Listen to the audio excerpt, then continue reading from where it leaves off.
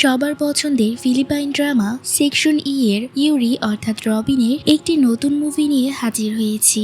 যে মুভিটা নিয়ে তোমরা অনেকদিন যাবতই রিকোয়েস্ট করে আসছিলে, তাই আজকের এই ভিডিওতে আমি সেই মুভিটা খুবই ডিটেলসে এক্সপ্লেন করতে যাচ্ছি। তোমরা সবাই অবশ্যই কমেন্ট করে জানাবে তোমাদের কাছে এই মুভিটা কেমন লাগলো। তো আর দেরি না করে চলো গল্পটা শুরু করে দেই। গল্পের শুরুটা হয় গ্রিসের একটি শহরে, যেখানে আমরা বৃদ্ধা সারাকে দেখতে পাই, যে খুব ভোরে ঘুম থেকে উঠে তার ছোট্ট পরিবারে খোঁজ নিচ্ছিল। তার একমাত্র মেয়ে সেলিন, জামাতা আর নাতি উইসামকে গভীর ঘুমে রেখে সে রান্না করে যায় সবার জন্য নাস্তা বানাতে। কাজ শেষ করে সারা যখন নিজের ঘরে গিয়ে ড্রেসিং টেবিলের সামনে দাঁড়ায়, সে কোনো সাজগোজ করার জন্য নয়, বরং নিজের আয়নায় নিজের বয়সের ছাপগুলো দেখতে।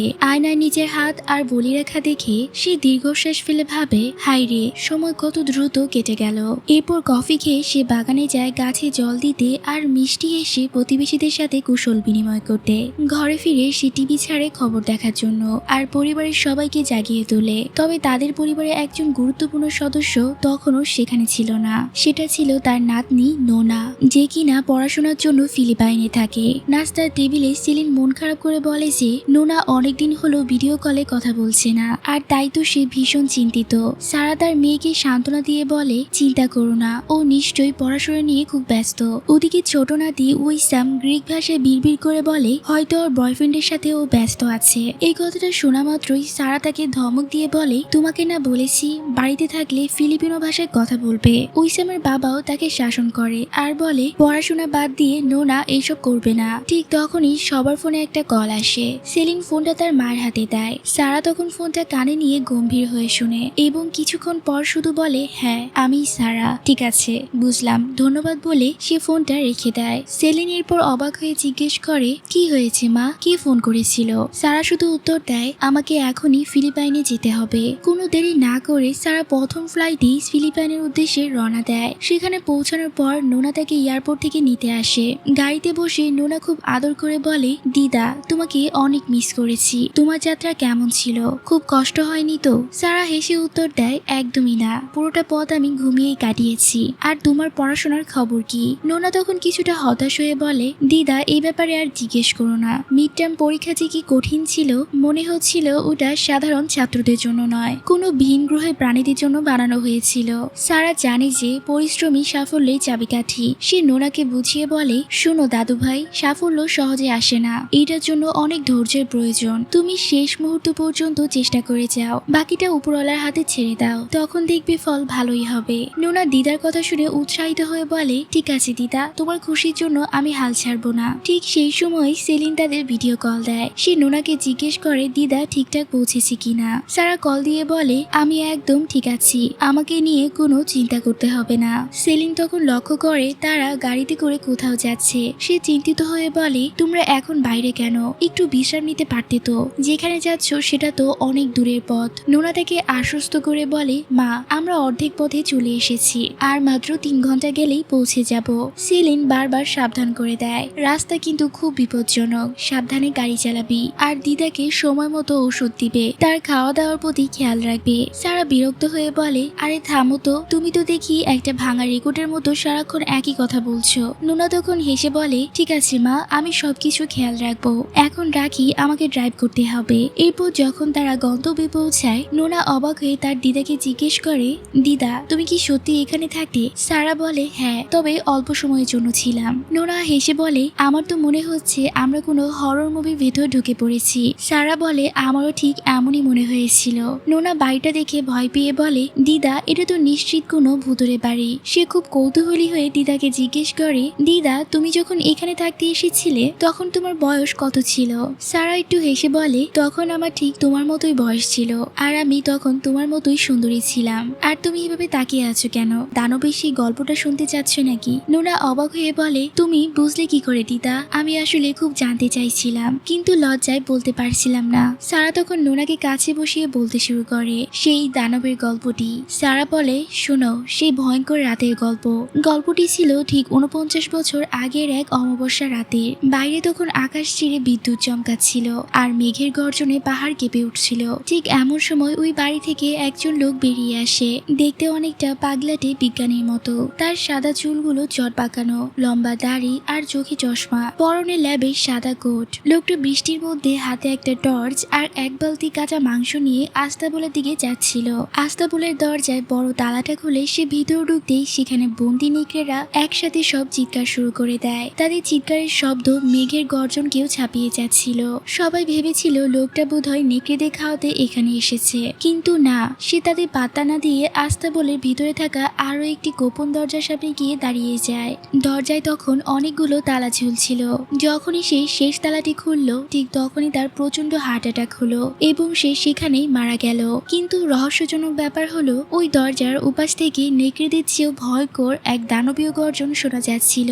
তখনই হঠাৎ দেখা গেল দরজার ফাঁক দিয়ে একটি দানবীয় হাত বেরিয়ে এসে দরজায় আঁচড় কাটছে, যার নখগুলো ছিল ঠিক ছুরির মতোই ধারালো। এর বেশ কিছুদিন পর ছোট্ট সারা, তার মা এবং ছোট বোন মিমি ওই বাড়িতেই থাকতে আসে। তারা কেউই জানতো না আগের মালিকের সাথে আসলে কি ঘটেছিল। বাড়িতে ঢুকেই সারা চারপাশ ঘুরে দেখতে শুরু করলো। তার নজর কাড়লো সে রহস্যময় আস্তাবলটি। সারা যখন আস্তাবলের দরজা খুললো ভেতর থেকে এক পচা দুর্গন্ধ বেরিয়ে এলো। সে সাথে সাথে দরজাটা বন্ধ করে দিল। সারাকে খুব বিষণ্ণ আর ক্লান্ত লাগছিল। ঠিক তখনই তার মা তাকে সাবধান করে বলে, মা সাবধানে যেও, মাথায় যেন চোট না লাগে। দেখা গেল প্রতিবেশীরা সারার মাকে বাড়ির আসবাবপত্র সরাতে সাহায্য করছিল। সারার মা প্রতিবেশী দম্পতিকে ধন্যবাদ জানালেন তাদের উপকারের জন্য। প্রতিবেশী মহিলা মিষ্টি হেসে বললেন, বিপদে প্রতিবেশীরাই তো পাশে দাঁড়াবে। সারা সাহায্য করতে চাইলে তার মা তাকে বিশ্রাম করতে বলে, কিন্তু সারা তবুও জেদ করে তার গিটার আর কিছু হালকা ব্যাগ হাতে তুলে নিল। ঠিক তখনই সেখানে এক বিরক্তকর ছেলে এসে হাজির হলো। তার নাম হলো সু। সু ছিল সারার মায়ের এক বন্ধুর ছেলে। ছেলেটা যেমন অভদ্র তেমনই কাণ্ডজ্ঞানহীন। প্রতিবেশীরা যখন তাকে একটা ভারী জিনিস সরাতে সাহায্য করতে বলল সে তখন আর চোখে তাকিয়ে না শোনার ভান করে চলে গেল। সু সরাসরি সারার কাছে গিয়ে হাত থেকে গিটারটা কেড়ে নিল আর বলল, তোমার শরীর খারাপ, তোমার এসব গ্রহণ করা উচিত নয়। এরপর সে খুব বিশ্রীভাবে গিটারটা বাজাতে শুরু করলো এবং তাচ্ছিল্য করে বলল, এটা তো অনেক পুরনো, নতুন বাড়িতে কি কেউ এমন ভাঙাচোরা জিনিস নিয়ে আসে? সারা খুব বিরক্ত হয়ে বলল, দয়া করে ওটা ওভাবে ধরবে না, ওটা আমার বাবার গিটার। সু তখন বাঁকা হেসে বলল, হুকুম শিরোধার্য রাজকুমারী। সারার মা সুকে ধন্যবাদ দিল কারণ সু তাদের এই বাড়িতে বিনা ভাড়ায় থাকতে দিয়েছিল, অর্থাৎ সুই এখন বর্তমানে এই বাড়ির মালিক। সারার মা যখন তাদের অভাবের কথা বলছিল সারা তাকে থামিয়ে দিল। সু তখন দুর্ধ হাসি এসে সারার কাঁধে হাত রেখে বলল, আমরা তো পরিবারের মতোই মাসিমা, আপনার যখন যা প্রয়োজন হবে শুধু আমাকে বলবেন। বোঝাই যাচ্ছিল সারার উপর তার কুনজর পড়েছে। সারা তার স্পর্শে খুব অস্বস্তি বোধ করছিল। সে সেখান থেকে পালানোর জন্য তার মা আর প্রতিবেশীদের কাছে সাহায্য করতে চলে গেল। সু তখন সারার ছোট বোন মিমিকে বানর বলে খেপাতে লাগলো এবং হাত থেকে গিটারটা মিমির দিকে ছুড়ে দিল। এমনকি সে প্রতিবেশী ছোট্ট বাচ্চার হাত থেকে বেলুনটা কেড়ে নিয়ে সেটাও দূরে ছুড়ে ফেলে দিল। বোঝাই যাচ্ছিল কি নিষ্ঠুর একটা লোক। ছোট মেয়েটি সুয়ের এসব কর্মকাণ্ড দেখে একদমই থমকে যায় এবং কোনো মতে কান্না চেপে রাখে। প্রতিবেশী দম্পতিও সুর এসব কর্মকাণ্ড দেখে মনে মনে বেশ বিরক্তই হচ্ছিল। রাত বাড়লে সারার মা প্রতিবেশীদের ডিনারের জন্য আমন্ত্রণ জানায়। প্রতিবেশী দম্পতি ছোট ছেলে মেয়েরা এত মজা করে খাচ্ছিল যে তাদের মা কিছুটা লজ্জিত হয়ে তাদের আদব কেদা শেখানোর চেষ্টা করে। বাচ্চারা মিষ্টি করে সারার মাকে ধন্যবাদ জানায়। সারার মাও প্রতিবেশীদের প্রতি কৃতজ্ঞতা প্রকাশ করেন কারণ তাদের সাহায্য ছাড়া এই বাড়ি গোছানো অসম্ভবই ছিল। প্রতিবেশী ভদ্রলোক জানালেন যে তাদের বাড়ি ছাগলের খামারের কাছে হওয়ায় এই এলাকা থেকে তারাই সব থেকে কাছে। তিনি আরো বলেন তারা এই এলাকায় অনেক দিন ধরে থাকলেও এর আগে কখনোই বাড়িতে ঢোকেনি। মানুষ বাড়িটি নিয়ে ভয় পেলেও তাদের কাছে এটি বেশ চমৎকার মনে হচ্ছে। কথা বলতে বলতে তিনি হোঁচট খেলে একটা হাসি পরিবেশ তৈরি হয়। এরপর খাওয়ার ফাঁকে সারার মা কৌতূহলী হয়ে জিজ্ঞেস করে বাড়িতে ভুতুড়ি হওয়ার পিছনে গল্পটা আসলে কি। প্রতিবেশী বৃদ্ধ তখন রহস্যের ঝুলি খুললেন। তিনি জানালেন যে আগের মালিক ছিলেন অত্যন্ত রহস্যময় একজন মানুষ। তিনি এখানে একা থাকলেও আস্থা বলে প্রচুর প্রাণী আটকে রাখতেন এবং গভীর রাতে সেখান থেকে ভয়ঙ্কর সব আওয়াজ আসতো। বাচ্চারা তখন নেকড়ের ডাক অনুকরণ করে দেখালো। সারার মা তখন অবাক হয়ে জিজ্ঞেস করলো, আপনারা কি আসলে কুকুরের কথা বলতে চাইছেন? তারা মাথা নেড়ে জানালো যে না, ওগুলো নিশ্চিতভাবে কোনো বনো নেকড়ে ছিল। তারা আরো জানালো যে ওই মালিক সবসময় সাদা ল্যাব কোট পরে থাকতেন এবং দেখতে একজন বিজ্ঞানী বা চিকিৎসকের মতো ছিলেন। সম্ভবত তিনি একজন পশু চিকিৎসক ছিলেন। ঠিক সেই মুহূর্তে সারা জানলা দিয়ে বাইরে একটি অদ্ভুত ছায়া নড়তে দেখে, কিন্তু বাকিদের কথায় মন থাকায় সেদিকে আর নজর দেয়নি। প্রতিবেশী মহিলা আরো একটি ভয়ঙ্কর তথ্য দিলেন। আগের মালিক এই আস্থা বলে হার্ট অ্যাটাক করে মারা গিয়েছিলেন এবং কয়েক সপ্তাহ পর তার মৃতদেহ উদ্ধার করা হয়েছিল। প্রতিবেশী ভদ্রলোক কথাটি ঘুরিয়ে দিয়ে বাড়িটির প্রশংসা করতে আবার শুরু করে দিলেন। সারার মা তখন খুবই কৃতজ্ঞতার সুরে সুয়ের কথা উল্লেখ করলেন। সে বলেন সু যদি সাহায্য না করতো তারা এখানে আসতে পারত না। এরপর প্রতিবেশী দম্পতি সুয়ের পরিচয় জানতে চাইলে সারার মা সবাইকে জানালেন যে সু আসলে তার মৃত স্বামীর ব্যবসায়িক অংশীদারের ছেলে। তার কোম্পানির মাধ্যমে তারা এই বাড়িতে বসার অনুমতি পেয়েছে। প্রতিবেশী ভদ্রলোক তখন কৌতূহলী হয়ে সারার বাবা এখানে কেন আসেনি তা জানতে চাইলে সারার মা ছলছল চোখে জানালো যে তিনি তো আসলে 2 বছর আগেই মারা গেছেন। বর্তমানে তারা খুব কষ্ট করে চলেও এখন কিছুটা ভালো আছে। সারার মা আগে শিক্ষিকা ছিলেন এবং এখন বাসায় বসে প্রুফ রিডারে কাজ করতে চান। প্রতিবেশী মহিলা পরামর্শ দিলেন সারা ছোট বোন মিমিকে তার ছেলের স্কুলে ভর্তি করে দিতে। সারা কথা জানতে চাইলে সারার মা কিছুটা আমতা আমতা করে জানালেন যে সারার শরীর আসলে ভালো না থাকায় আপাতত তার পড়াশোনাটা বন্ধ করা হয়েছে। এরপর সবাই বাগানে যায় এবং সারা একা বসে তার বাবার পুরনো গিটার বাজাতে থাকে। সারার মা দীর্ঘশ্বাস ফেলে প্রতিবেশীদের জানালেন যে আসল কথা হলো আমি এখানে এসেছি সারা চিকিৎসার জন্য। ডাক্তার বলেছেন তার অসুস্থ ফুসফুসের জন্য গ্রামের নির্মল বাতাস খুবই জরুরি। সে আরো বলে সারা ছোটবেলা থেকেই শ্বাসকষ্টে ভুগছে এবং একজন মা হিসেবে মেয়ের এই কষ্ট দেখা তার জন্য অসহ্য হয়ে পড়েছে। সারার মা তখন ইমোশনাল হয়ে পড়ে, কিন্তু পরক্ষণে নিজেকে সামনে নিয়ে বলে আমার বিশ্বাস এই শান্ত পরিবেশ সারা জীবনে সুখ ফিরিয়ে আনবে এবং সে আবারও প্রাণ খুলে হাসবে। সে আরো বলে তার স্বামী যদি আজকে বেঁচে থাকতো তাহলে এই নতুন বাড়ি দেখে কতই না খুশি হতো, কারণ তারা দুইজন একসাথে স্বপ্ন দেখেছিলেন শহর ছেড়ে গ্রামের শান্ত পরিবেশে ছিমছাম একটা জীবন কাটাবে। ওদিকে সারা নিজের ঘরে বসে ডায়েরিতে লিখছিল জায়গা বদলালেও আমি তো একই আছি, এখানেও আমাকে কারো কোনো প্রয়োজন নেই। অর্থাৎ সে নিজেকে এবং নিজের জীবনকে বোঝা মনে করছিল। এই প্রয়োজন নেই কথাটাই তার মনে বারবার বাজছিল এবং সে কান্নায় ভেঙে পড়ছিল। ঠিক তখনই সে জানলার বাইরে গাছের ডাল নড়তে দেখে এবং এক বিশাল ছায়াকে লাফ দিয়ে আস্তাবলের দিকে যেতে দেখে। সারা ভয়ে চিৎকার করে তার মা আর বোনকে জাগানোর চেষ্টা করে, কিন্তু তারা গভীর ঘুমে মগ্ন ছিল। নিজের ভয় জয় করতে সারা একটি কোদাল হাতে নিয়ে একাই বাইরে বের হয়। সে দেখে আস্তাবলে সেই দরজার তালাগুলো খোলা। সাহস সঞ্চয় করে সে ভিতরে ঢুকে এবং সে গোপন ঘরের কাছে পৌঁছালে এরপর সে গোপন ঘরের কাছে পৌঁছায় যা আগের মালিক অনেকগুলো তালা দিয়ে আটকে রেখেছিল। সারা যখন সেই দরজাটি খুলল সে ভয়ে একদম পাথর হয়ে গেল। সে দেখলো এক অদ্ভুত দানবীয় প্রাণী তার দিকে এগোচ্ছে, যার চোখগুলো অন্ধকারের ভেতর জ্বলজ্বল করছিল। সারা চিৎকার দিয়ে মাটিতে লুটিয়ে পড়ল। পরের দিন সকালে প্রতিবেশীরা সারা কথা শুনে বলল ওটা নিশ্চিত কোনো বনও নেকড়ে ছিল যা পাহাড় থেকে লোকালয়ে চলে এসেছে। প্রতিবেশী ভদ্রলোক আশ্বাস দিয়ে বললেন ভয় পাওয়ার কিছু নেই, সে সবটা দেখে নিবে। আর যাওয়ার সময় প্রতিবেশী মহিলা সারার মাকে এক ঝুড়ি মিষ্টি আলু উপহার দিয়ে গেলেন। সারা বাড়ি বাড়ি এসে লক্ষ্য করলো যে মুরগির খাঁচার মতো একটি ছোট্ট করে ঘরে কেউ একজন নড়াচড়া করছে। সে তার মাকে ডাকলো এবং তারা দুজনেই সাবধানে সেদিকে এগোলো। সারার মা একটি কোদাল হাতে নিয়ে কুঁড়ে ঘরের দিকে তাকিয়ে বলল বেরিয়ে আসো, ভয় পেও না। তখনই সেখান থেকে এক অদ্ভুত ছেলে বেরিয়ে এলো। তার পরনে ছেঁড়া কাপড়, লম্বা জট পাকানো চুল এবং সে 4 হাত পায়ে পশুর মতো হাঁটছিল। তার শরীর থেকে পশুর মতো তীব্র দুর্গন্ধ আসছিল।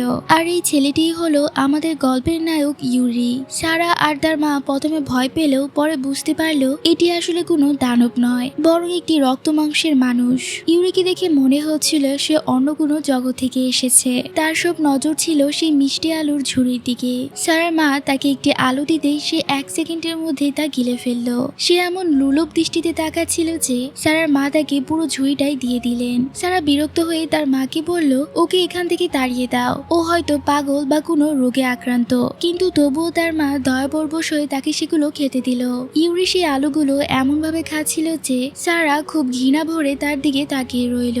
ইউরির এই অবস্থা দেখে সারার মা পুলিশ আর প্রতিবেশীদের খবর দিলেন। সে অভদ্র সু সেখানে হাজির হলো এবং ইউরিকে দেখে তাচ্ছিল্য করে বলল ও নিশ্চয়ই নেশাগ্রস্ত কোনো ভবঘুরে যার মস্তিষ্ক বিকল হয়ে গেছে। পুলিশ অফিসারও এসে খুব অদ্ভুত সব প্রশ্ন করতে শুরু করলেন। তারা বুঝতেই পারছিলেন না এই ছেলেটা কোথা থেকে এখানে এসেছে বা কেন তার আচরণ পশুদের মতো। সারার মা অবাক হয়ে বললেন আপনারা এসব কি বলছেন? অন্ধ হলেও তো বোঝা যায় ও একটা ছেলে। কিন্তু পুলিশ অফিসার কোনো সহজ সমাধান দিতে পারছিলেন না। তিনি বললেন আসলে আমি আপনাদেরকে খুব বেশি সাহায্য করতে পারছি না। ছেলেটাকে দেখে মনে হচ্ছে ওর বয়স 18 বছর, আর এই বয়সে কোনো এতিমখানায় ওকে নিতে চাইবে না, তাই আপাতত ও আপনাদের কাছেই থাকুক। পরে কোনো ব্যবস্থা হলে জানাবো। ওদিকে সে অসভ্য সু যখন ছেলেটাকে বিরক্ত করতে গেল, ও এমন ভাবে তেড়ে এলো যে সু ভয়ে সেখান থেকে পালিয়ে বাঁচলো। মা দেখলেন আর কোনো উপায় নেই, তাই সিদ্ধান্ত নিলেন ছেলেটা আপাতত তাদের সাথেই থাকবে। কিন্তু ওর শরীর থেকে আসা পশুর মতো তীব্র গন্ধ সহ্য করা অসম্ভব ছিল। তাই মা ঠিক করলেন সবার আগে ওকে একটা গোসল করাতে হবে। ছেলেটার শরীরে কাদা আর ধুলোবালির স্তর এমন ভাবে জমেছিল যে মা দেখে বললেন, এত ময়লা জমিয়েছ যে এটা দিয়ে তো একটা কারখানা বানানো যাবে। মা ওকে হাত তুলতে বলছিলেন যাতে বগলের নিচটা পরিষ্কার করে দেওয়া যায়, কিন্তু ও তখন গভীর ঘুমে আচ্ছন্ন, বাইরে কোনো কিছুরই হোশ নেই। শেষে মা এক হাত ওর হাতে তুললেন আর অন্য হাতে নিজের নাক চেপে ধরলেন সেই দুর্গন্ধের হাত থেকে বাঁচতে। অনেক চেষ্টার পর গোসল শেষ হলে যখন ও বেরিয়ে এলো তখন ওকে দেখতে বেশ পরিষ্কার আর মায়াবী লাগছিল, কিন্তু ওর এই শান্ত রূপটা ছিল ক্ষণস্থায়ী। মা যখন ওকে পরিবারের সাথে রাতের খাবারে বসালেন, খাবার দেখা মাত্রই ও যেন হিংস্র হয়ে উঠল। মনে হচ্ছিল কতকাল কিছু খায়নি। ও শুধু থালা থেকে খাবার তুলে মুখে ভরছিল আর গিলছিল। পুরো পরিবারের 3 দিনের খাবার ও এক নিমিষে শেষ করে দিল। সারা এই দৃশ্য দেখে ঘৃণায় মুখ উস্কে ফেলল এবং মাকে বলল, মা আমাদের কি দরকার ছিল এই আপদটা সহ্য করার, ওকে বিদায় করে দিলেই তো হয়। কিন্তু মা তখনও ওর জন্য মায়ায় ডুবেছিলেন। তিনি তখন করুণ চোখে চেয়ে ভাবছিলেন, আহারে বেচারা, মনে হয় মা বাবা কোনোদিন ওকে পেট ভরে খেতে দেয়নি। সারা যখন ওকে বের করে দেওয়ার কথা বারবার বলছিল, মা তখন এসব কথায় কষ্ট পেয়ে বলে, তোর কি মায়া লাগে না? ও এখন কোথায় যাবে? এই রাতে বাইরে বের করে দিলে ও কি খাবে আর কোথায় বা থাকবে? মায়ের কথা শুনে সারা বিরক্ত হয়ে নিজের ঘরে চলে যায়। এরপর মা ছেলেটাকে একটা খালি ঘরে নিয়ে গেল। ওকে একটা ল্যাপ ও কম্বল দিয়ে বলল, আজ থেকে এটাই তোমার ঘর, এখানে শান্তিতে ঘুমাও। মা ঘর থেকে বেরিয়ে দরজা বন্ধ করতেই ও অদ্ভুত সব আচরণ শুরু করলো। ঘরটা ঘুরে ঘুরে দেখে শেষে দেয়ালের এক কোণায় পা গুটিয়ে বসে থাকলো। সবকিছু ঠিকই ছিল, কিন্তু জানালা দিয়ে চাঁদ দেখা মাত্রই ও আবারও নেকড়েদের মতো চিৎকার শুরু করলো। মা তখনই ঘরে ফিরে এলেন এবং কড়া গলায় শাসন করে বললেন, আমার মন নরম ঠিকই, কিন্তু এসব অশান্তি আমি সইব না। মা ওকে এক প্রকার জোর করে বিছানায় শুইয়ে দিলেন এবং বুঝিয়ে দিলেন যে এখন থেকে কথা মেনেই তাকে চলতে হবে। পরের দিন সারা একা বসে ভুট্টা খাচ্ছিল। মা ওকে দেখে বলল, এখন ভুট্টা খেও না, নয়তো রাতে ঠিক মতো খাবার খেতে পারবে না। সারা তখন ছেলেটার দিকে তাকিয়ে অবজ্ঞার স্বরে বলল, রাতের খাবার? ও যতক্ষণ সাথে আছে কেউ কি শান্তিতে কিছু খেতে পারবে? সারার হাতে বই দেখে মা খুব খুশি হলেন। সে আবারও পড়াশোনা শুরু করতে চাইছে কিনা। সারা সম্মতি দিলে মা সারার জন্য অনেকটা খুশি হয়। এরপর বলে, আমি একটা কাজ সেরে আসি, এরপরই তোমার সব বইপত্র বের করে দিচ্ছি।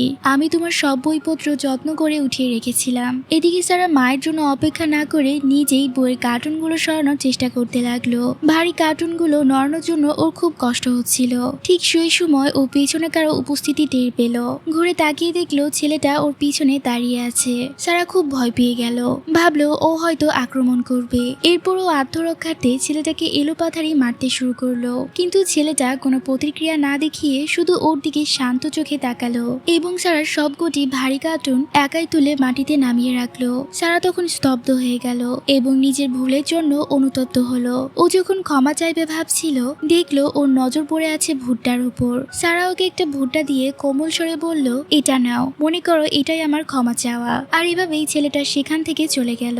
এরপর সারা যখন নিজের বইগুলো বের করছিল তখন সু কোনো অনুমতি ছাড়াই রুমের ভিতরে ঢুকে পড়ে। সারা তাকে মোটেও সহ্য করতে পারছিল না, কিন্তু সু নির্লজ্জের মতো তাকে সাহায্যের প্রস্তাব দেয়। সারা সাহায্য প্রত্যাখ্যান করে আসার কারণ জানতে চাইলে সু অত্যন্ত অভদ্রভাবে সারাকে বলে যে তার নাকি সারা কথা খুব মনে পড়ছিল। সে আরো বলে যে সারার পড়াশোনা করার কোনো দরকার নেই, কারণ শেষ পর্যন্ত সেই সারাকে বিয়ে করবে। সু যখন সারার সাথে অসভ্যতামি করতে যায় তখন ইউরি এসে সুয়ের হাত মুচকে দেয় আর তার দিকে রাগান্বিত দৃষ্টিতে তাকায়। সু নিজেকে খুব সাহসী দাবি করলেও ইউরির চোখের দিকে তাকিয়ে সে প্রাণ ভয়ে দৌড়ে পালায়। সারা এই বীরত্বের জন্য ইউরিকে ধন্যবাদ জানায়। এরপর বেশ কিছুদিন কেটে যায়। একদিন সারা রান্নাঘরে তার মাকে সাহায্য করার সময় লক্ষ্য করে যে বাড়িতে কোনো শোরগোল নেই, তাই সে ইউরির খোঁজ করে। মা জানায় যে সে মিমি আর প্রতিবেশী বাচ্চাদের সাথে বাইরে খেলতে গেছে। বাইরে ইউরি বাচ্চাদের সাথে দৌড় প্রতিযোগিতা করছিল।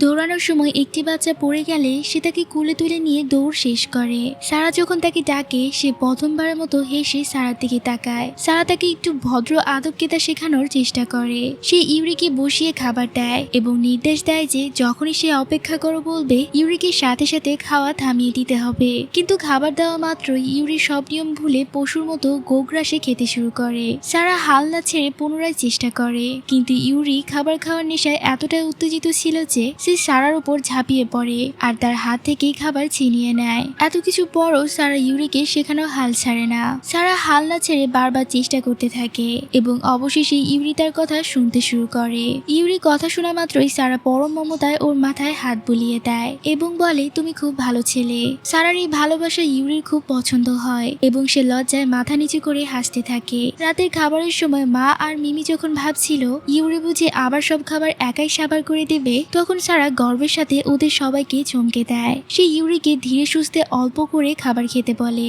এবং ইউরি লক্ষ্মী ছেলের মতো সারা প্রতিটি নির্দেশ পালন করে। এই পরিবর্তনের জন্য সারা পুরস্কার হিসেবে আবার ওর মাথায় হাত বুলিয়ে তাকে আদর করে দেয়। পরদিন থেকে সারা ইউরিকে দাঁত মাজা এবং দৈনন্দিন আদব কায়দা শেখাতে শুরু করে। ইউরির খুব দ্রুত সবকিছু আয়ত্ত করে নেয় এবং সারাকে নানা কাজে সাহায্য করতে থাকে। যেমন সারা ঘর ঝাড়ু দেওয়ার সময় সে ধুলো জমানোর পাত্রটি এগিয়ে ধরে এবং খাওয়ার পর থালা বাসন ধোয়ার জন্য গুছিয়ে দেয়। প্রতিটা কাজের পর সে সারার কাছে যেত শুধু একবার মাথায় হাত বুলিয়ে ভালো ছেলে কথাটি শোনার জন্য।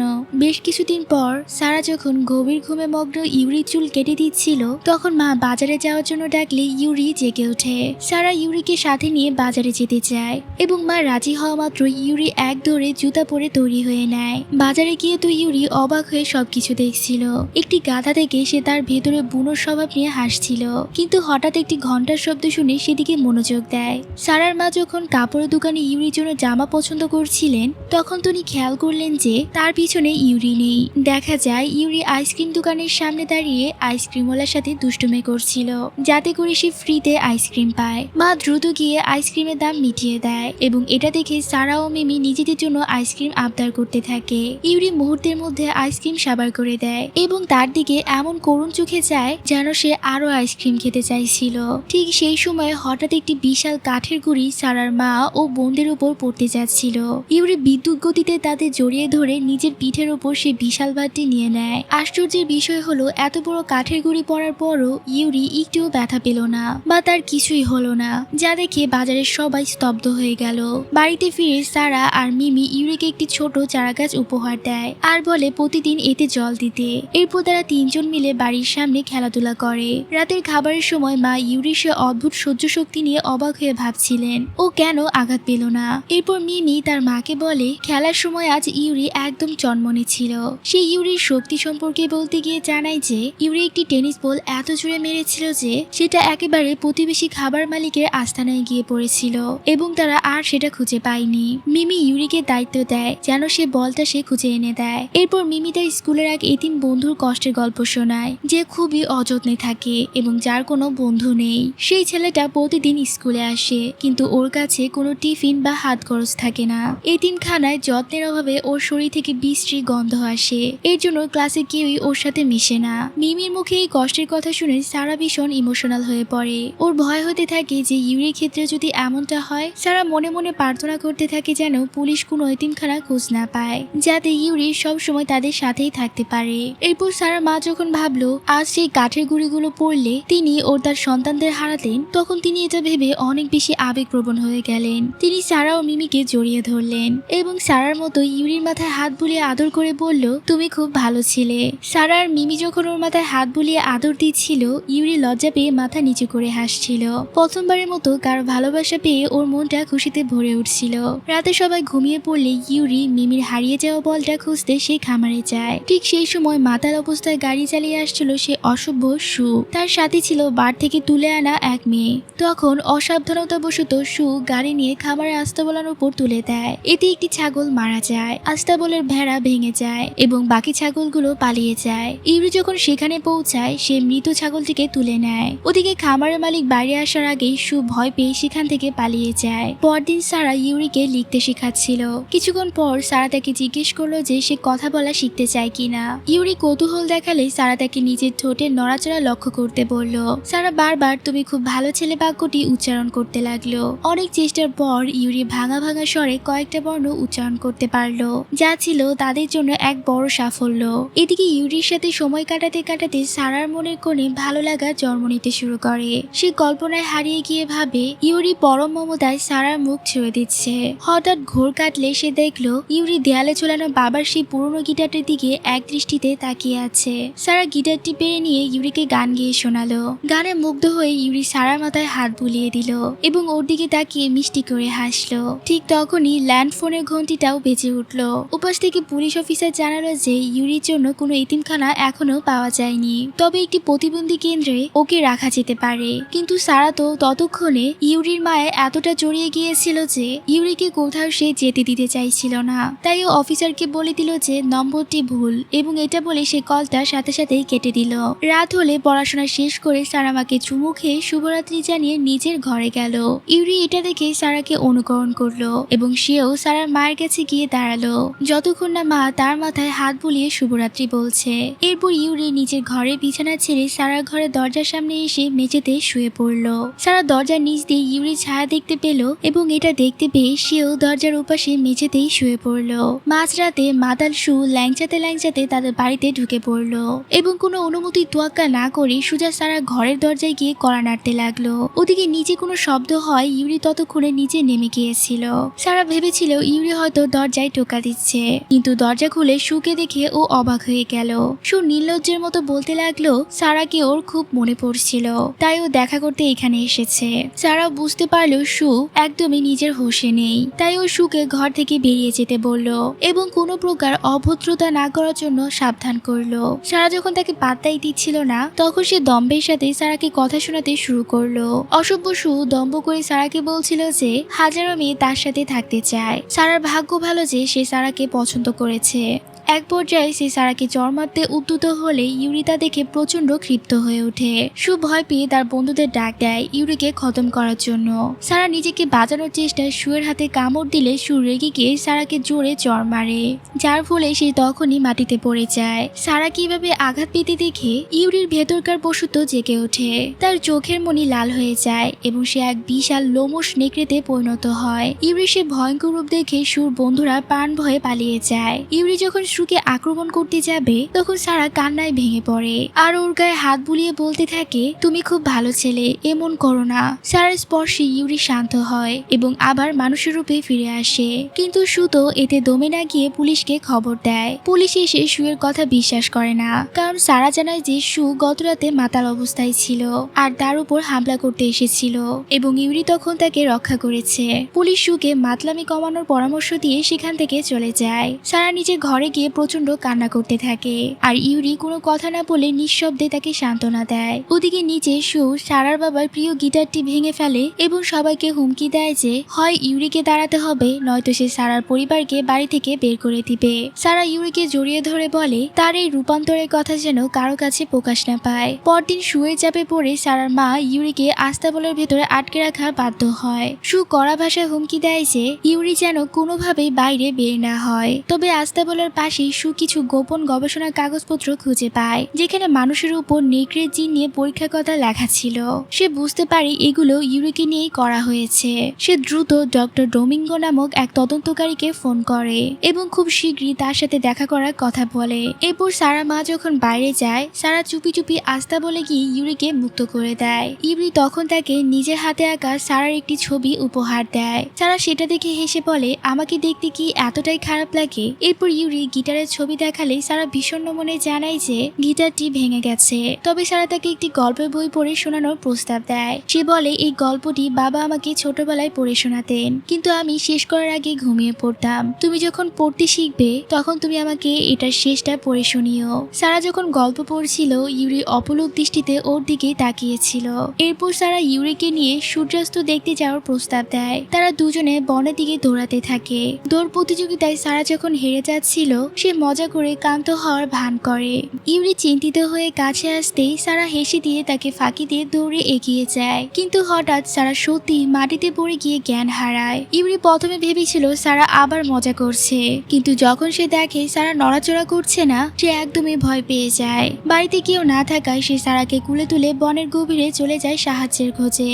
রাত হলে সারার মা, প্রতিবেশী এবং পুলিশ বনের ভেতরে তাদের খুঁজতে শুরু করে। এক পর্যায়ে তারা দেখে ইউরি ভয়ে গুটিসুটি মেরে মাটিতে বসে আছে, আর সারা পাতাল বিছানায় অচৈতন্য অবস্থায় পড়ে আছে। পুলিশ কোনো কিছু না বুঝে ইউরিকে অপরাধী মনে করে তাকে জোর করে মাটিতে চেপে ধরে আর তাকে গ্রেফতার করে। ওদিকে বাড়িতে সেই তদন্তকারী ডক্টর ডোমিঙ্গো সারা মাকে জানায় যে এই বাড়ির আগের মালিক তার বন্ধু ছিলেন এবং তিনি গোপন একটি প্রজেক্টে কাজ করছিলেন। মানুষের ভেতরে নেকড়ের শক্তি সঞ্চয় করে এক বিশেষ সৈন্যবাহিনী তৈরি করতে চেয়েছিলেন, আর ইউরি হলো সেই গোপন পরীক্ষার একমাত্র বেঁচে থাকা ফলাফল। এই সত্যটা জানার পর সারার মা এবং পুলিশ প্রধান দুজনেই স্তব্ধ হয়ে যায়। সারার মা যখন জানতে চান যে ইউরি যদি সত্যিই সেই পরীক্ষার ফলাফল হয়ে থাকে তবে কি হবে, তখন পুলিশ প্রধান অত্যন্ত কঠোরভাবে জানায় যে সেক্ষেত্রে তাকে মেরে ফেলা ছাড়া আর কোনোই উপায় থাকবে না।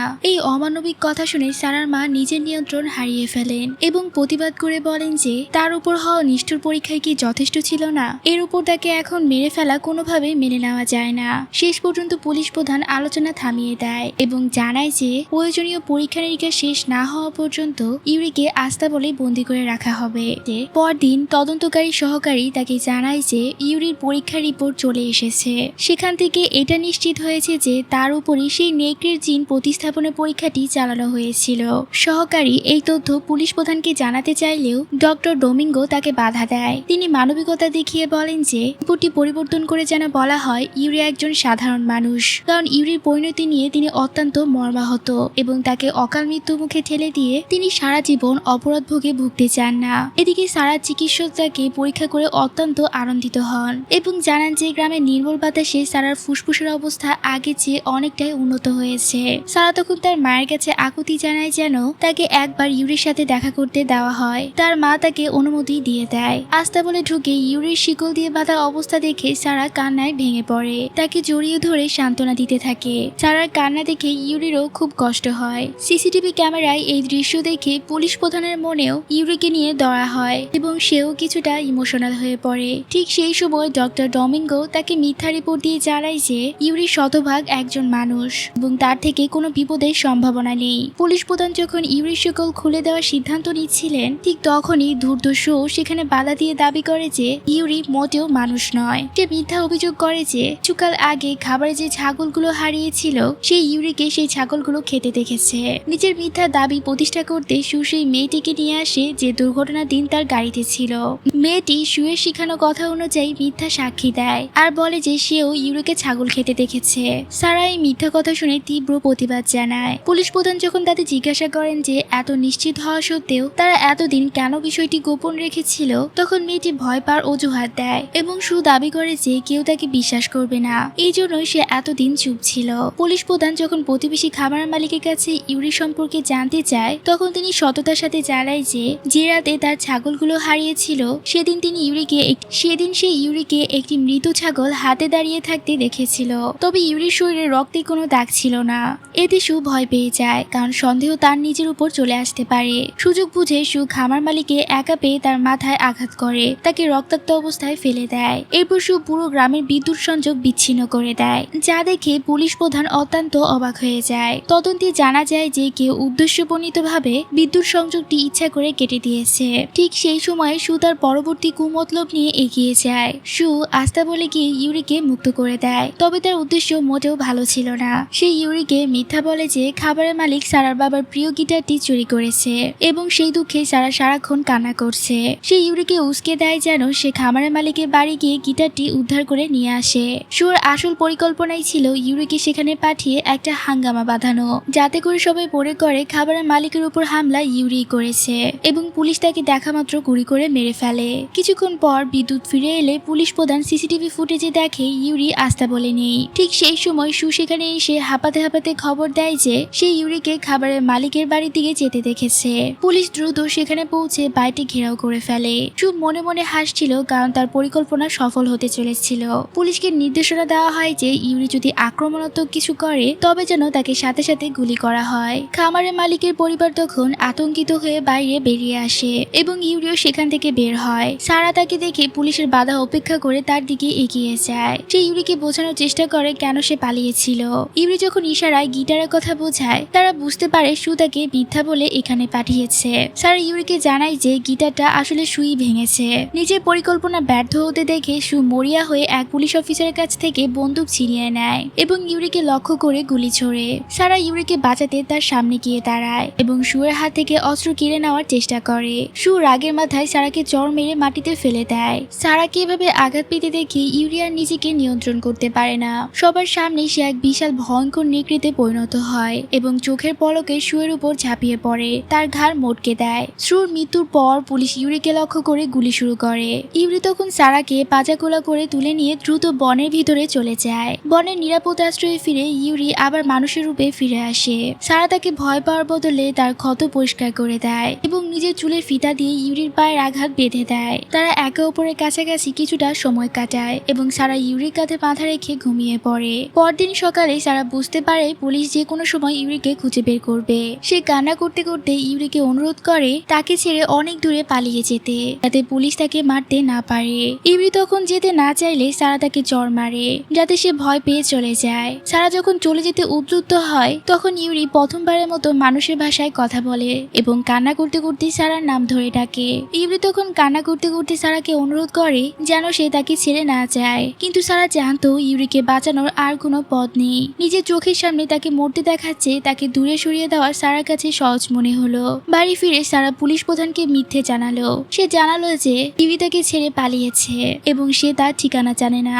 এর এক সপ্তাহ পর দেখা গেল পুলিশ ইউরিকে খুঁজে পায়নি এবং সারার মা তাদের সবাইকে নিয়ে আবারও শহরে ফিরে আসে। এরপর কাহিনী আবার বর্তমান সময়ে ফিরে আসে, যেখানে বৃদ্ধা সারা এই গল্পটি শোনাচ্ছিল।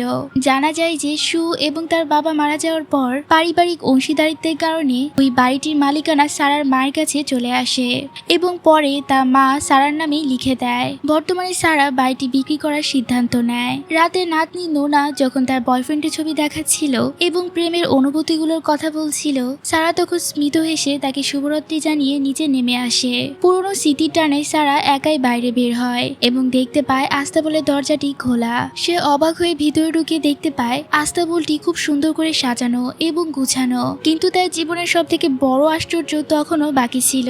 সে দেখতে পায় ইউরি সেখানেই দাঁড়িয়ে আছে। দেখা যায় দীর্ঘ 49 বছর ধরে ইউরি সেখানেই সারার জন্য অপেক্ষা করছিল। সেখান থেকে যাওয়ার আগে সারা একটি চিরকুটে লিখে গিয়েছিল, আমার জন্য অপেক্ষা করো, আমি কথা দিচ্ছি আবার তোমার কাছে ফিরে আসবো।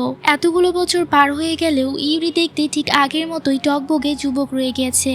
সে পুরো আস্তাবল সারার ছবিতে ভরিয়ে দিয়েছে এবং সারার বাবার সেই ভাঙা গিটারটাও মেরামত করেছে। এই দৃশ্য দেখে সারা কান্নায় ভেঙে পড়ে। সে ইউরিকে জড়িয়ে ধরে বলে, আমি তো বিয়ে করেছি, সংসারও করেছি, নিজের মতো করে জীবন কাটিয়েছি, কিন্তু আমার একটি মিথ্যা প্রতিশ্রুতির কারণে তুমি নিজের পুরো জীবনটাই নষ্ট করে দিলে। সারা তাকে অনুরোধ করে সে যেন তার জন্য আর অপেক্ষা না করে আর নিজের মতো করে সুন্দর করে জীবনটা শুরু করে, কারণ সে তো আর আগে সেই সুন্দরী সারা নেই। কিন্তু ইউরি পরম মমতায় বলে, তুমি এখনো আমার সেই আগের সারা, তোমার চোখ দুটো এখনো আগের মতোই সুন্দর। তারা দুজন তখন খুবই ইমোশনাল হয়ে একে অপরকে জড়িয়ে ধরে। এরপর ইউরি সারাকে সেই গল্পের বাকি অংশটুকু পড়ে শোনায়, যা সারার বাবা তাকে ছোটবেলায় শোনাতেন। পরদিন সকালে সারা ঘুম থেকে উঠেই দেখে ইউরি তাদের দুজনের একটি ছবি এঁকে রেখেছে। সারা সিদ্ধান্ত নেয় সে বাড়িটি বিক্রি করবে না, বরং ইউরির জন্য এটি রেখে দিবে, যাতে সে স্বাধীনভাবে এখানেই বাঁচতে পারে। সারা তার রাত্রির সাথে গ্রিসের উদ্দেশ্যে রওনা হয়। সেখান থেকে যাওয়ার সময় ইউরি প্রচন্ড কান্না করলেও শেষ পর্যন্ত সে সারার ইচ্ছা অনুযায়ী নিজের মতো করে একটি সুন্দর জীবন কাটানোর সিদ্ধান্ত নেয়। এভাবেই শেষ হয় একটি অদ্ভুত প্রেমের গল্প।